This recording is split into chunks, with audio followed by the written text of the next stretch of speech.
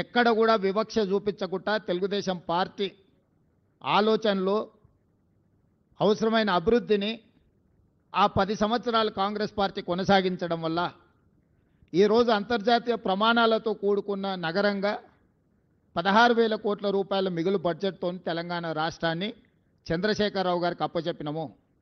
Media మిత్రులకు ఈరోజు నేను విజ్ఞప్తి చేస్తున్నా, ఈ గ్రోత్ ఇంజన్స్ మొత్తం కాంగ్రెస్ పార్టీ తీసుకొచ్చినాయి కదా.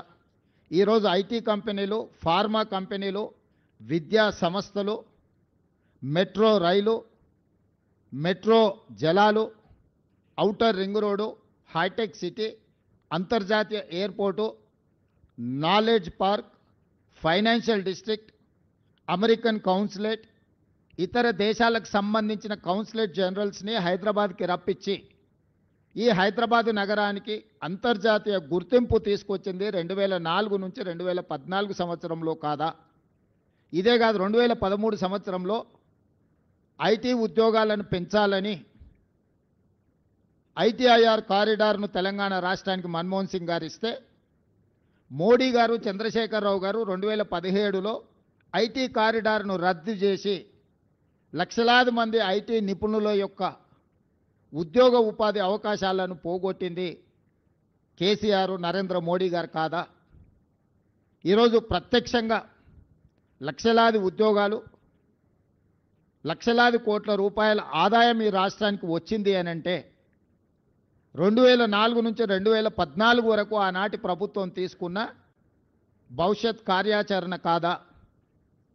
మరి 2014 నుంచి 2024 వరకు చంద్రశేఖరరావు గారు, నరేంద్ర మోడీ గారు, కిషన్ రెడ్డి గారు, కేటీఆర్, ఈ నలుగురు కలిసి హైదరాబాదు నగరంలో చేసిన అభివృద్ధి ఏదో ఒకటి చెప్పండి.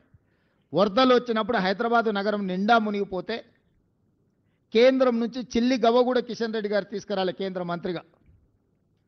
సచివాలయంలో ఉన్న దేవాలయాన్ని కూలగొడితే కూడా, సచివాలయంలో ఉన్న మసీదును కేసీఆర్ కూలగొడితే కూడా, కిషన్ రెడ్డి గారు సొంత నియోజకవర్గంలో ఇంత దుర్మార్గం జరిగితే కూడా ప్రశ్నించలేదు. వాళ్ళు పదే పదే చెప్పే కమాండ్ కంట్రోల్ రూమ్, సచివాలయం, ప్రగతి భవన్, కాళేశ్వరం ప్రారంభించి పూర్తి చేసినవి ఈ 4 చంద్రశేఖరరావు తెలంగాణ రాష్ట్రంలో. 1,50,000 కోట్ల రూపాయల అంచనాలతో మొదలుపెట్టిన కాళేశ్వరం 1,02,000 కోట్ల రూపాయల బిల్లులు చెల్లించిండు కాంట్రాక్టర్లు.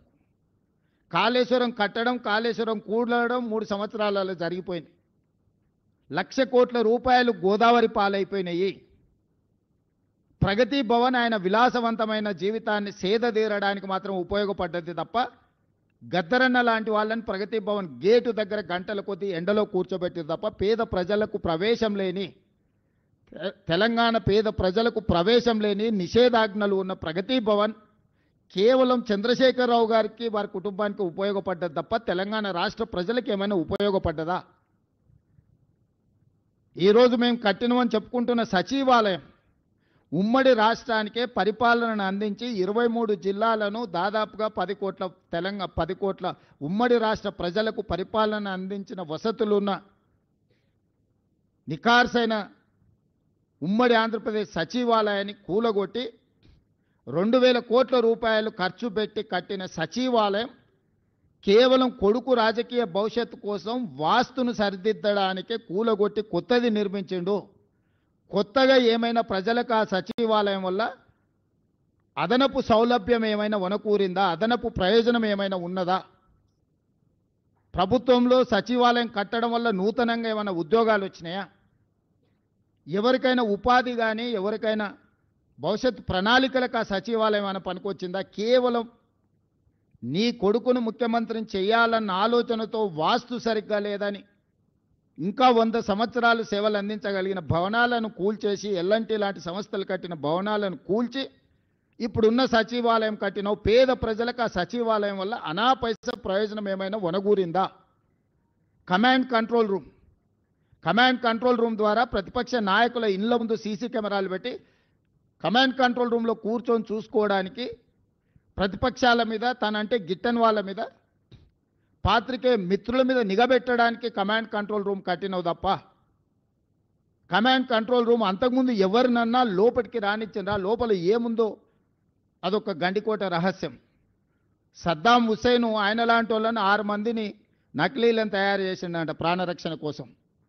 ఎక్కడికి వెళ్ళినా వాళ్ళు ముందుగా వెళ్తే ఎవరు సద్దాం హుస్సేనో తెలియక ఎవరిని చంపాలనో ఆలోచన చేస్తారని భయంతో కుటుంబ సభ్యులు కూడా, సొంత భార్య కూడా అత్యాయత్నం చేస్తుందనే భయంతో నకిలీ సద్దాం హుస్సేన్లను తయారు చేసి నమూనాలను పెట్టి ప్రాణభయంతోనే రక్షణ కల్పించుకున్నాడని మనం చాలా వార్తలు చదివినాం.